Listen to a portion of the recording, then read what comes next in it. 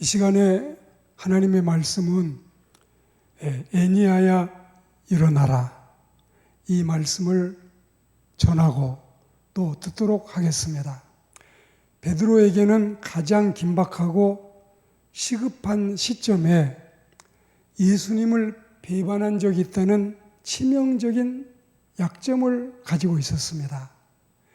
쉽게 말씀드리면 예수님에게 가장 절실하게 예수님 편이 필요했고 끝까지 예수님 곁에 붙어 있으면서 다 배신하고 다 떠나가도 나는 절대로 떠나지 않겠다는 이미 이 손에 장을 지져야 될 맹세가 있었기 때문에 베드로가 그러해서는 안 되는 상황이었는데 그 절체절명의 위기를 이겨내지 못하고 베드로가 예수님을 배반한 적이 있었던 이 일이 일생의 치명적인 약점이었습니다.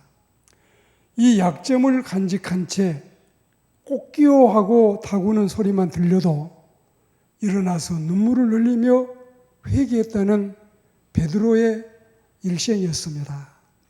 그러나 그 일도 가슴을 치고 회개하고 사죄함을 받아서 요한 21장 복음서에서는 신실한 목자로 임명을 받고서 과연 내 양을 치라, 내 양을 먹이라는 사명을 수제자답게 교회 핍박과 환난 중에도 산지사방으로 두루 돌아다니며 이곳저곳에 교회들을 보살피고 양들을 치고 있었습니다. 그러던 중에 이 베드로 목사가 룻다에 오게 됐는데 그곳에서 장애를 가진 자매인 애니야를 만나게 됐습니다. 애니야가 성경에 등장하는 것은 베드로 목사가 주님의 권능으로 그 자매를 낳겠다는 것도 있지만 그보다도 더욱 중요한 것은 이 일을 통해서 룻다와 사론에 사는 주민들이 다 그를 보고 주께로 돌아왔다는 사실을 알리는 것이 더 큰 일이었습니다. 그런데 애니야는 여러분이 베드로와 만남을 갖지 않습니까? 애니야 자매에게 이런 복이 온 것은 그 여성이 배목사를 만남으로써 비롯되는데 하나님이 하시는 일이지요. 하나님이 역사하시는 그 은총 가운데서 벌어지고 있는 일이지요. 성경적으로 이런 일은 애니야가 이미 하나님의 은혜로 예수 그리스도 안에서 하나님의 선택받은 복된 여인이라는 말이고 또 8년간이나 지금 우리로 제가 여러분 쉽게 설명을 드리자면 이 중풍병 혹은 뇌졸중, 파킨슨병 혹은 가와사키병 혹은 풍 이런 이 병으로 8년 동안 고통을 당하고 살아온 것도 하나님의 은혜를 힘입는 조건이 준비되어 있었다. 조건이. 우리 예수님께서 소경으로 태어난 것은 부모의 죄도 자신의 죄도 아니고 하나님의 영광을 드러내고자 함이라고 말씀하신 것처럼 애니야도 지난 세월 동안은 고달프고 장애우로서 힘들게 살아왔지만 오히려 이런 이 과거를 통해서 하나님이 영광을 받으시고 하나님이 은총을 베푸시는 기적을 체험하고자 이런 사실이 이런 조건이 준비되어 있었다. 이렇게 우리가 생각하는 것입니다.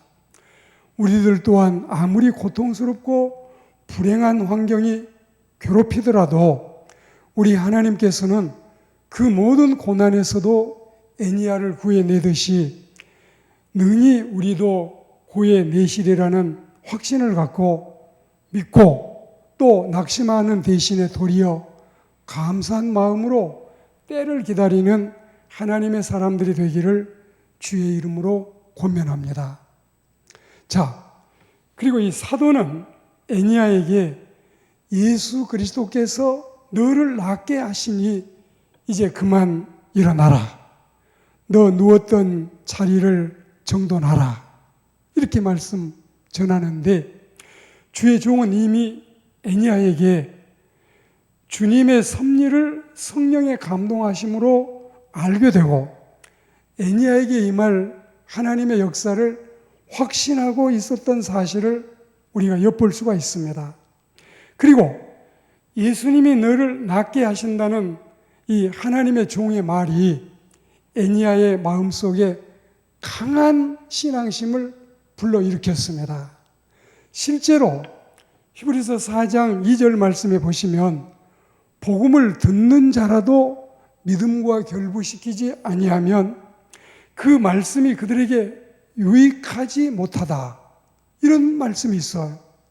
복음과 결부시키지 않으면 그 들은 말씀도 유익함이 없을, 그러니까 우리는 복음은 그가 주님을 영접하고 받아들이고 믿어야 비로소 결실을 맺고 하나님의 은총을 누리게 된다는 이런 말씀입니다.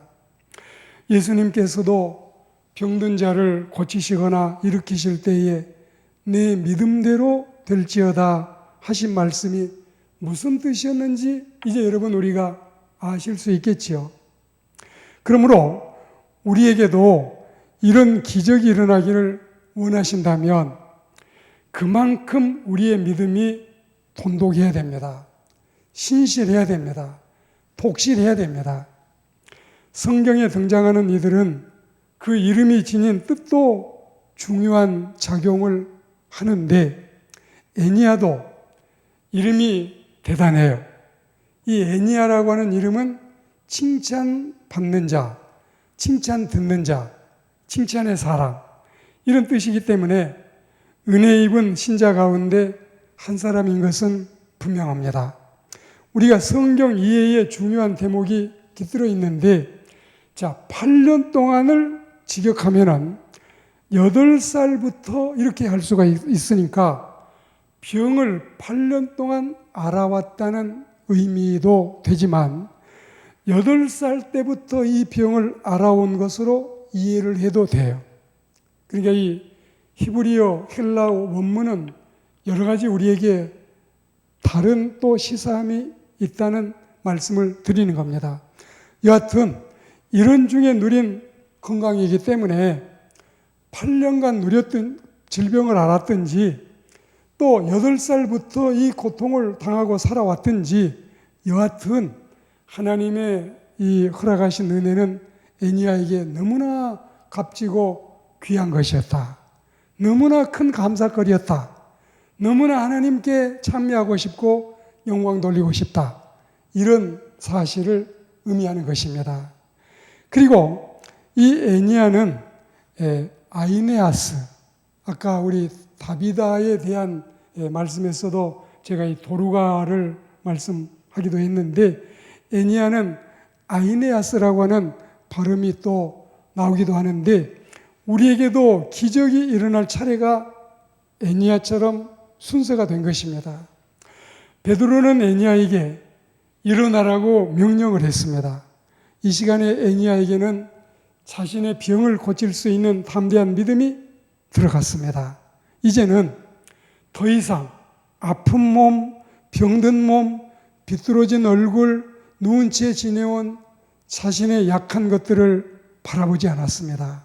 다만 하나님의 종을 통해서 자신에게 명하시는 하나님의 말씀만 굳게 붙잡고 믿게 된 것입니다. 그래서 애니야는 곧 그 자리에서 벌떡 일어났지요. 그리고 지금껏 10년 가까이 누워있던 병든 자리 혹은 8살 때부터서 지금까지 누워있었던 그 자리, 병든 담요, 병든 이불, 병으로 얼룩진 흔적들, 환자 집에 여기저기 널브러져 있는 지저분한 잔해들, 이것들을 말끔히 깨끗이 상큼하고 깔끔하게 정리정돈을 해야 될 필요가 있는 시간이 도래한 것입니다. 다시 누울 그 자리는 이제 더 이상 필요 없습니다. 깔아놓고 개키지도 않는 채로 밤이나 낮이나 계속 그대로인 깔린 담요, 깔린 이불을 이제는 걷어 치워버려야 될 순간이 온 것입니다. 마음의 병은 더 중요해요. 마음의 병은.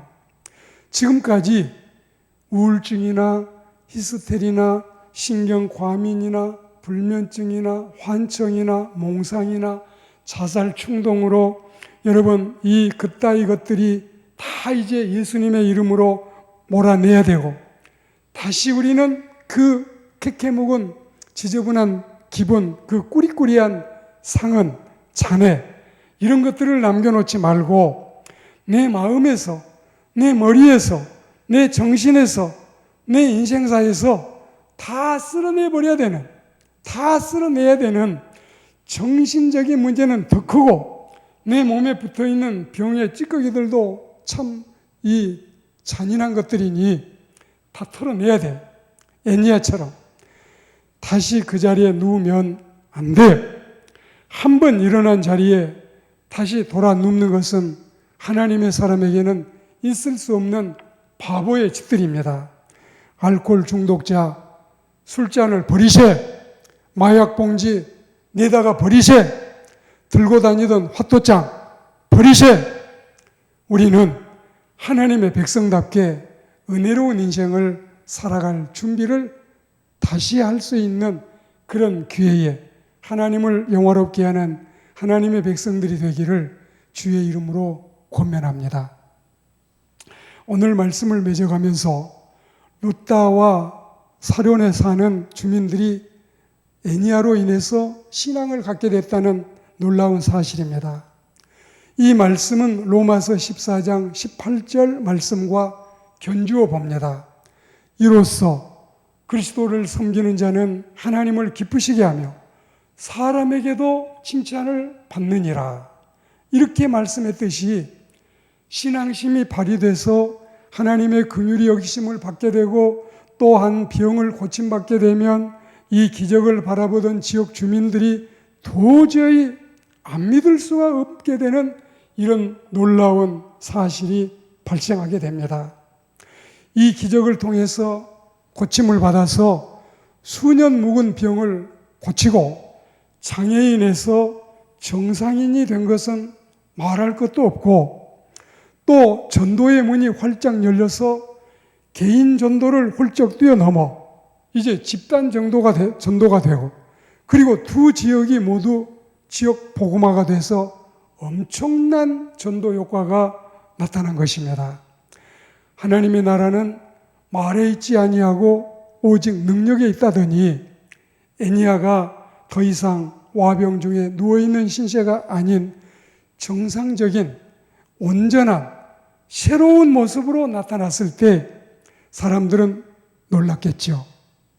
지금까지 누워있거나 혹시 좀 몸을 일으켰는지는 몰라도 질질 끌거나 부축을 해야 겨우 한 발, 두 발 뛸 수 있는 이런 상황이었다면 이제는 완전히 정상의 몸으로 거뜬 일어나서 지금까지 깔려있던 이 모든 널브러져 있는 지저분한 것들이 다 치워지는 이런 기적의 역사를 보고 어떤 강심장이 하나님을 안 믿고 배겨낼 수 있겠습니까?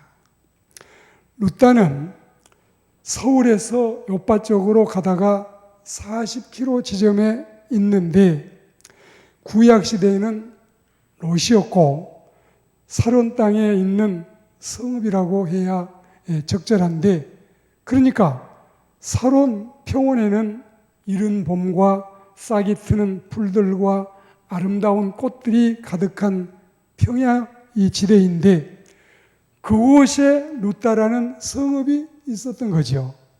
여하튼 베드로가 아닌 예수님이 애니야를 고쳐주셨고 베드로가 아닌 예수님이 다비다를 살려내셨고 이 일로 인해서 하나님만 영광을 받으셔야 마땅하고 이 일로 인해서 루다와 사론과 요파 등의 전도의 문이 활짝 열렸습니다. 이 은혜가 우리의 주변에서도 삶의 현장에서도 넘쳐나기를 주의 이름으로 축복합니다.